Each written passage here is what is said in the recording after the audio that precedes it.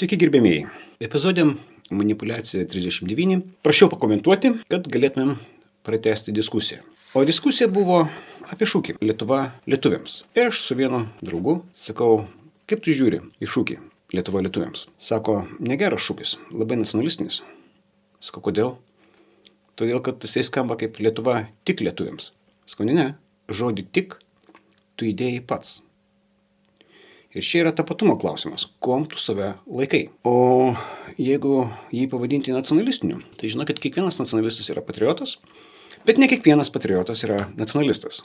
Čia reikėtų irgi labai aiškiai suprasti, kas kame. Šūkis buvo be žodžio tik. Ir manau, kad Lietuvos pilietybė turintis žmogus gali vadinti save lietuviu. Kas dar? Sinica prieš mečetės statymą Lietuvoje. Ir jis sako, ne dėl to, kad tai bus islamo radikalizacijos, o dėl to, kad Lietuvoje tradicinis islamas yra tik totorių. Aišku, įstatymas skamba ne visai taip, bet tradicinė Lietuvoje islamo pakraipa yra sunni, ne šyje. Taigi, prie Irano tai grįšim apie tapatumą. Žinote, kaip galima tapti musulmonu pačiu greičiausiu būdu? Reikia pasakyti vieną sakinį. Skamba taip. Ašhadu an la ilaha illallah va ašhadu ana Muhammadan Rasul Allah. Aš liudiju, kad nėra kito dievo išskyrus Allahą ir kad Muhammedas yra dievo pasiuntinys. Viskas. Tu musulmonas. Tau nereikia mečetės. Tau nereikia imamo. Net liudininkų nereikia, jeigu tu iš tikrųjų nori būti musulmonas. Šiaip liudininkai gerai, nes tada, kaip sakant, yra bendruomenės palaikymas. Taigi, čia yra tapatumo klausimas. Komentarai po 39 buvo tokie, pavyzdžiui, su tokiu gimstamumu, toj lietuvių neliks. Šiaip iškinė tą klausimą sprendžiam, bet kitas komentaras labai susijęs, jei Lietuva ne lietuviams, tuomet kam? Visiems? Tada tai bus nebe Lietuva. Kitas komentaras, nes kaip minėjau, tik tai 3, toks biški platesnis, puikiai tema, man šūkis Lietuva lietuviams suprantamas keliose plotmėse. Pirma, valstybė, į kurią visada gali grįžti ir gauti prieglobstį kiekvienas lietuvis. 2. Tai kalbos, istorijos ir kultūros puoselėjimo vieta. Puiku, tegul integruojasi tie, kurie atvažiuoja ir viskas, reikia tik tai kalbos, kultūros ir istorijos.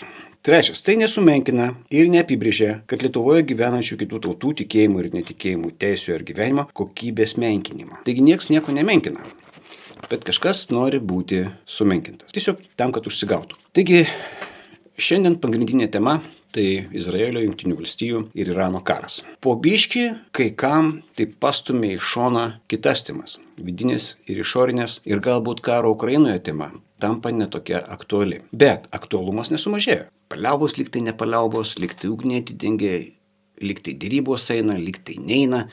Daug tokio neaiškumo, bet aišku, kad laivai nevaikšto taip, kaip turėtų vaikščioti. Populiariausias tanklaivis yra VLCC, Very Large Crude Carrier. 2 milijonai barelių. Barelis 159 litrai. Yra Ultra Large Crude Carrier, tai jie beveik dvigubai didesni. Yra ir mažesnių. Bet tie, kur Ultra Large, jie ne visur gali pasikrauti krovinių, nes labai aukšta grimzda. Tai jeigu mes skaičiuojam barelį 100, tai 2 milijonai barelių padauginkite 100, tai tokia suma galėtų ateiti, bet neateina. Tai vyksta ekonominis spaudimas. Bet tuo pat metu rusų šešėlinis laivynas irgi nori dirbti, bet ukrainiečiai labai neblogai dirba į naftos pramonę. Ir dega tuopse, tikriausiai matėte ir ten žmonės nepatenkinti, filmuoja, Salavjovas klykia ant visų, suimti, nubausti visus, kur filmuoja, nes taip sklinda informacija. Šiaip įdomu, kaip sklinda. Gal kažkur veikia internetas, nes šiaip tai žadėjo, kad neveiks Rusijoje internetas. Bent jau valdžia taip planavo. Gal yra tam tikri metodai. Ir sukasi tas ekonominis toksai, vyksta informacinis, vyksta diplomatinis judėjimas, pirmyn atgal.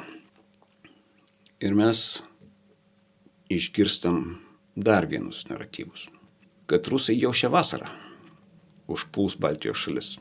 Čia dažniausiai kalbama apie tai, kad taip kalba Zelenskis, bet taip kalba ne tik tai Zelenskis. Ir mes kaltinam Zelenskį dėl to, kad jisai taip kalba. nes maždaug lygiai taip pat kalba ir rusai. Tai taip, Solovjovas irgi taip kalba. Niuansas. Vieni sako Narva, kiti sako Baltijos šalys, treti sako Lietuva, kiti sako Lietuva, Lenkija. Galime pasakyti, kad vyksta gąsdinimas. Bet kartais iš baimės gali padaryti ne tik į kelnes, bet dar ir kažką gerą, tam, kad pasistengtum nebijoti.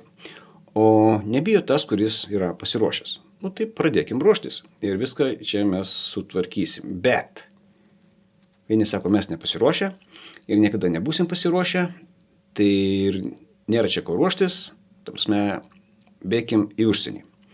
Nes NATO nespės, o JAV nepadės. Kiti sako, niekas čia mūsų nepuls, ruoštis vis tiek nereikia. Žinokite, čia yra tokie naratyvai, kurie abudu turi tą patį tikslą. Niekas nepadės. Nesiruoškim, nes mūsų niekas nepuls. Pagrindinis tikslas – nesiruošti. Pasielkime priešingai, nes jeigu mes galime praskaičiuoti, kokio efekto iš tikslinės auditorijos tikisi informacijos skleidėjas arba užsakovas, galbūt skleidėjas net nėra tas, kuris sugalvojo, gal jiems sumokėjo, arba šiaip iš kažkokių kitų paskatų. Tai jeigu šitas naratyvas nutaikytas į tikslinę auditoriją, kurios dalis esu aš, tai aš pasielgsiu visiškai priešingai, negu užsakovas tikisi iš tikslinės auditorijos. Ko ir jums linkiu. Pasitikrinkit, ar turit pakankamai šovinių ir ar nepasibaigė konservų galiojimo terminas. Geros jums dienos.